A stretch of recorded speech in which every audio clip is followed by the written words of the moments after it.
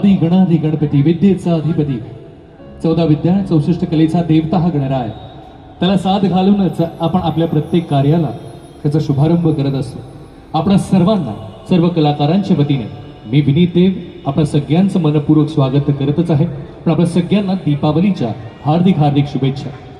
आज कळंबोलीच्या सुंदरशा परिसरात एक अशी संध्याकाळ आपल्या सगळ्यांच्या नजरेदेखत पाहायला, अनुभवायला मिळणार आहे, ज्या क्षणाला आपले लाडके कलाकार, आपले लाडके गायक कलावंत या मंचावरती येऊन तुमच्या मनावर अधिराज्य करण्यासाठी सज्ज होतात. दिवाळीचा हा सण आपल्या सगळ्यांसाठी नक्कीच खास असतो, कारण वेगवेगळी बेत आखली जातात. फराळाची तयारी चालू असते, लहान मुलांची फटाक्यांची तयारी सुरू असते. दुसऱ्या बाजूला असं म्हणायला हरकत नाही की घरातील साफसफाई करत असताना आपल्या मनातील सुद्धा ते शुद्धीकरण करण्याची ती वेळ असते. मन प्रसन्न होत असतं या दिवाळीच्या वातावरणात. आणि ज्या क्षणाला आपली सगळी तयारी पूर्ण झालेली असते त्यावेळेला मात्र आपण वाट पाहत असतो ती आपल्या नातेवाईकांची, घरच्या मंडळींची.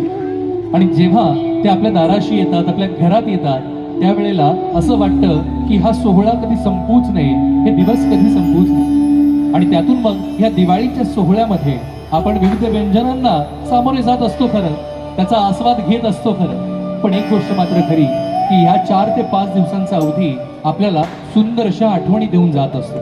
तर चला त्या आठवणींमध्येच आम्हा कलाकारांना सुद्धा सामील करून घेतल्याबद्दल भारतीय जनता पार्टीचे, कळंबोलीतील आपल्या सगळ्या सहकारी मित्रांचे आणि आलेल्या सर्व रसिक जनांचंही मी विनीत देव मनपूर्वक स्वागत करतो. तर चला त्या गणरायाला साथ घालूया आणि आजच्या दिवाळीचा हा सण, हा सोहळा आनंदाने, हसतमुखाने साजरा करूया. पण तुमच्या सगळ्यांची साथ मला सुरुवातीपासूनच हवी आहे. इथं जरा सगळ्यांचा आवाज जोरदार येऊ द्या. गणपती बाप्पा मंगलमूर्ती. आवाज अजून अधिक येऊ शकतो. मला वाटतं इथे रांग जेवढी समोर बसले तेवढ्या पुरताच आवाज आहे की काय? पाठीमागचे सुद्धा जरा हा जोश कायम ठेवूया सुरुवातीलाच. बोला गणपती बाप्पा मंगलमूर्ती.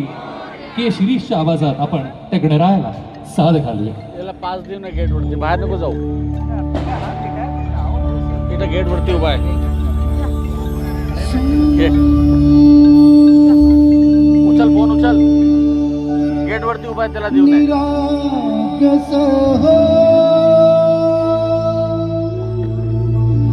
गणपती